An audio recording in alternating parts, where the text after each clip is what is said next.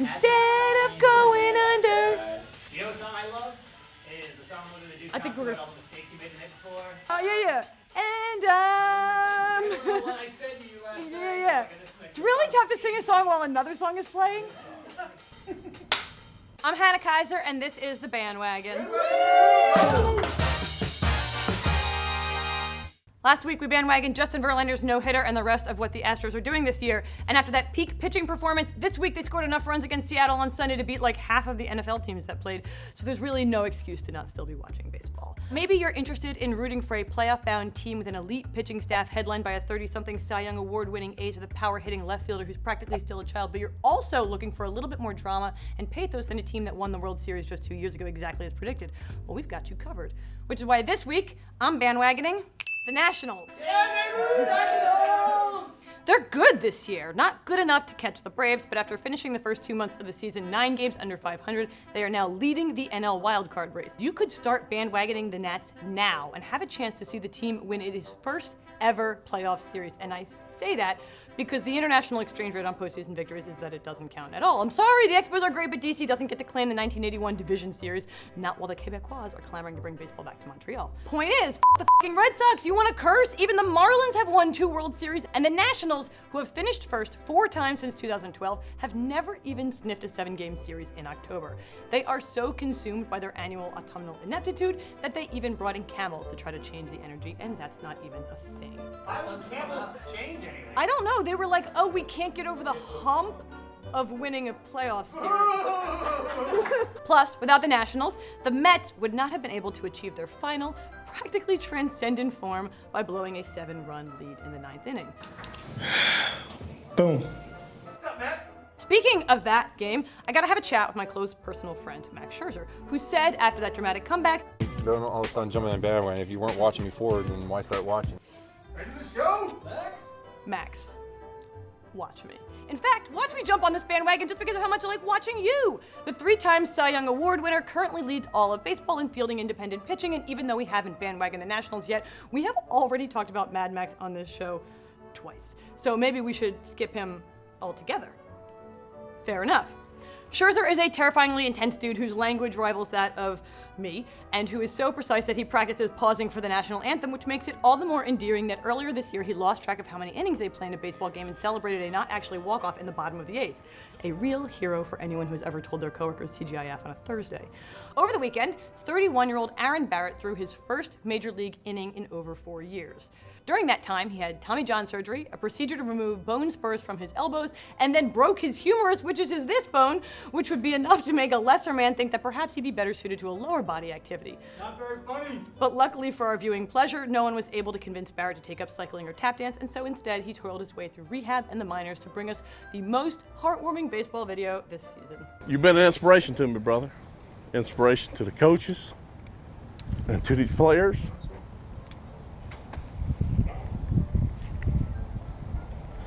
And it's an honor that I got to manage you, but it's more of an honor to tell you going back to the big leagues. Let's go!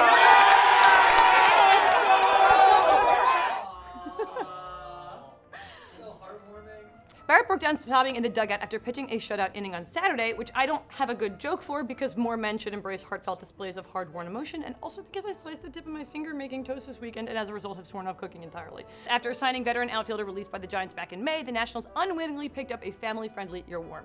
Gerardo Parra, who has young kids of his own and also professes to hate the ubiquity of the song as much as every other parent, walks out to Baby Shark. And this has become a thing. Like, every time. Don't do it. Don't do it.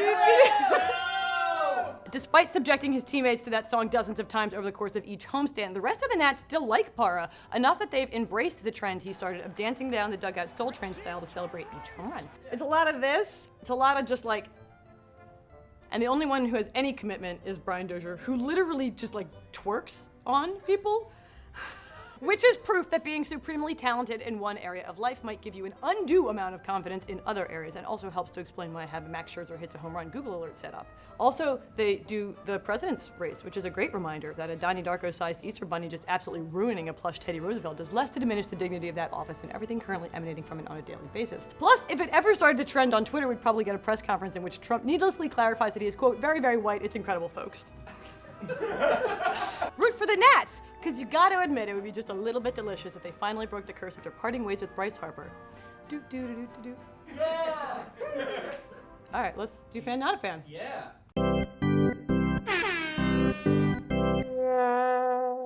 Shirtless celebrations. Pete Alonso likes to rip people's shirts off, and then they ripped his shirt off. Here's the thing.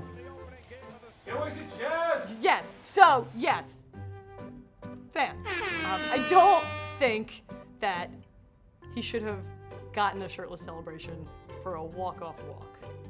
But I'm a huge fan of the end of shirtless celebrations. The Mets are stripping these days. I'm always surprised when they take their jersey off and there's nothing underneath. I don't know why. I assumed they were wearing an undershirt. Like they ripped his shirt off and it was just bare chest. And I was like, oh, I didn't, okay.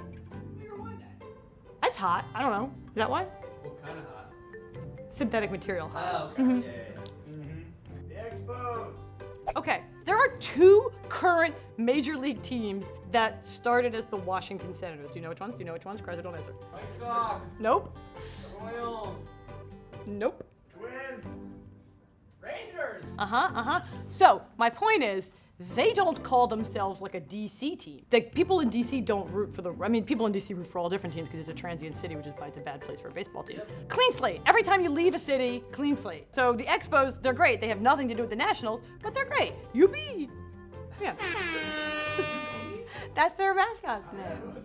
Tweeting about baseball on Sundays. Everyone should tweet about baseball every day. Fan. Oh, you cut that. Friends. I like Friends. I watch it all the time. I think people don't like it now. Is that what's happening? Problematic, apparently. Apparently. I mean, it is. Here's the thing with Friends. Monica should end up with Richard. Wow, that's a mustache take right there. And no one should have ended up with Ross. I mean, Rachel, I don't know, she seems like someone I wouldn't be friends with, but like she didn't deserve. She What didn't. friends would you be friends with? Ooh. Oh, Ross's first wife. Carol! The show should have been about Carol! And then they could have called it Carol! Is Carol in the Friends universe? So you are a... I'm a fan of Friends. I watch it when it's on. What else you got? Let's fix stuff. Oh, you want to do Home Proposal?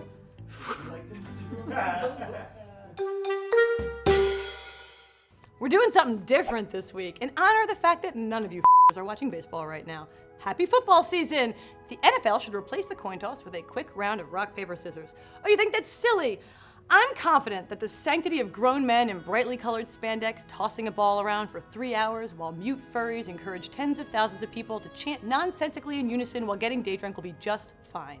The point is to replace something entirely arbitrary, often maddening, and completely uninteresting with something only mostly arbitrary, maddening in a good way, that has a much higher entertainment potential. It'll add an additional layer of narrative intrigue to each game, gives analysts a new genre of information, and I bet gamblers would go crazy for it. Over time, fans who struggle with the ethical ambivalence of football start tuning in only for the pre-kickoff event, and parents encourage their kids to stay safe while still going for a scholarship by honing their ability to read facial tics. 40 years from now, what was once a violent, all-day event will have morphed into an efficient clash of cunning.